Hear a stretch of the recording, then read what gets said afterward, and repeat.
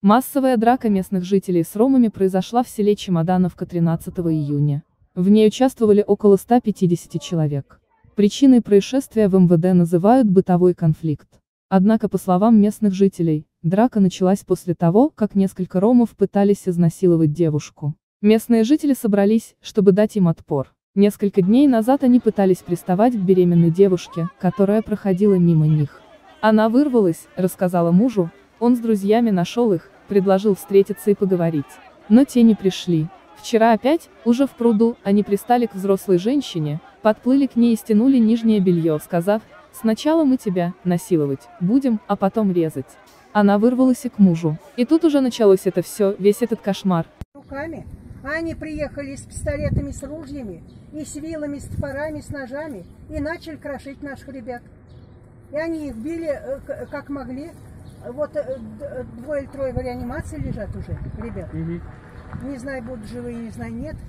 Ну, кто ее знает, может, отжили. Ну, один говорили, что умер. Нет, вранье.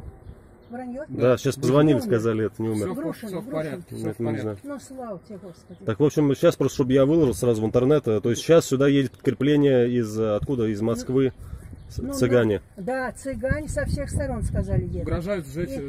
И угрожают, всех убьем и сожжем. У них один разговор, всех убьем и сожжем. Понятно. Вот у них какая угроза идет. И мы всех сейчас уже детей, всех попрятали. Все, спасибо. Сейчас... В результате драки пострадали 5 человек. Позже 35-летний житель села умер в больнице, еще один находится в реанимации в тяжелом состоянии. На следующий день жители Чемодановки перекрыли федеральную трассу М5 Урал. Как пишут местные издания, они опасались того, что ромы из других регионов России приедут в село, и требовали от властей расследовать драку. Позже их вытеснил с нее ОМОН.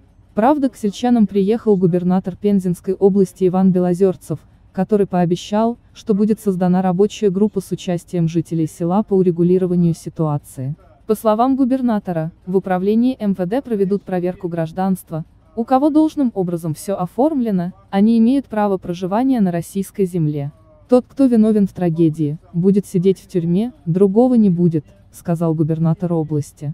С 14 июня и всю ночь Чемодановку патрулировала Росгвардия. По данным Следственного комитета, в связи с делом о драке в полицию доставили 174 человека. По подозрению в причастности к драке троих задержали. Изначально было возбуждено уголовное дело по 111 статье «Умышленное причинение тяжкого вреда здоровью человека, повлекшее по неосторожности смерть потерпевшего».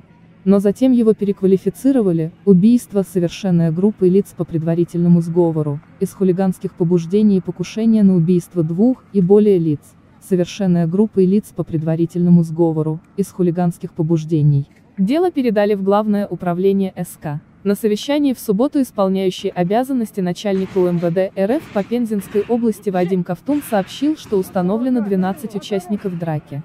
А губернатор Пензенской области поручил создать отделение полиции в Чемодановке, где проживают 4000 человек.